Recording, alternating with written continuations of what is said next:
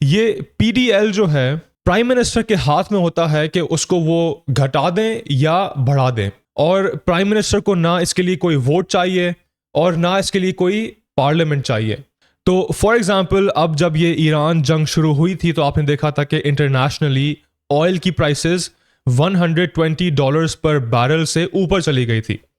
अब international prices तो $120 पर बैरल से ऊपर चली गई, लेकिन पाकिस्तान में प्राइम मिनिस्टर ने अवाम को ये बताया कि हम आप पे ये मेहरबानी कर रहे हैं कि हम प्राइसेस बढ़ा नहीं रहे, हम प्राइसेस घटा भी नहीं रहे, लेकिन हम उतनी ही रख रहे हैं जितनी पहले थी। तो पाकिस्तान की अवाम भोली भाली, उन्होंने समझा कि प्राइम मिनिस्टर हम पे कोई मेहरबानी कर रहा है, हमारे प्राइम मिनिस्टर तो बड़े अच्छे हैं, और उन्होंने बड़ी वाह की। लेकिन आप ये समझें कि ये जो डिफरेंस है इंटरनेशनल ऑयल प्राइसेस में और पाकिस्तानी ऑयल प्राइसेस में, ये जो फ़र्क है ये कहाँ से आता है? ये आता है हुकूमत की अपनी जेब से। अब आप जब ये बात सुनते हैं तो आप कहेंगे कि अच्छा, हुकूमत अपनी जेब से पे कर रही है तो इसमें हमारा क्या जा रहा है। लेकिन आप ये बात समझें कि हुकूमत की अपनी जेब में कोई पैसे नहीं है।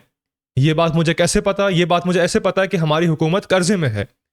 कर्जा आप कब लेते हैं? जब आपके पास पैसे नहीं होते, आप कर्जा लेते हैं। तो हमारी हुकूमत कर्जे में है। तो ये जो फर्क के जो पैसे हैं इंटरनेशनल प्राइसेस और पाकिस्तानी प्राइसेस में, ये जो फर्क है ये कहां से आ रहे हैं? ये पैसे आ रहे हैं आपकी जेब से, क्योंकि आखिर में क्या होगा कि आप ही से पैसे निकाले जाएंगे, टैक्सेस बढ़ा देंगे, राइट?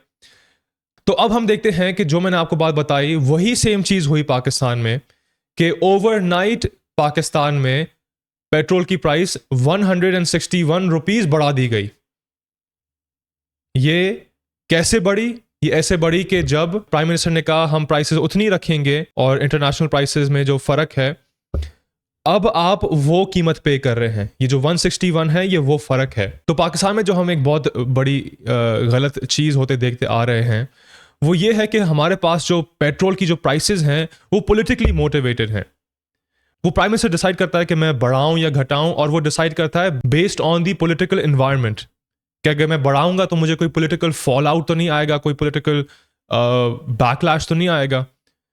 अब जो उनकी जो पॉलिटिकल डिसीजंस जो ली जाती हैं प्राइम मिनिस्टर के ऑफिस में, उसका जो इकोनॉमिक इम्पैक्ट होता है वो फिर आपको पे करना पड़ता है अपनी जेब से। अगर आपको ये टॉपिक इंटरेस्टिंग लगा और इस टॉपिक पे आप मजीद सुनना चाहते हैं तो मेरे चैनल को सब्सक्राइब करना ना भूलें।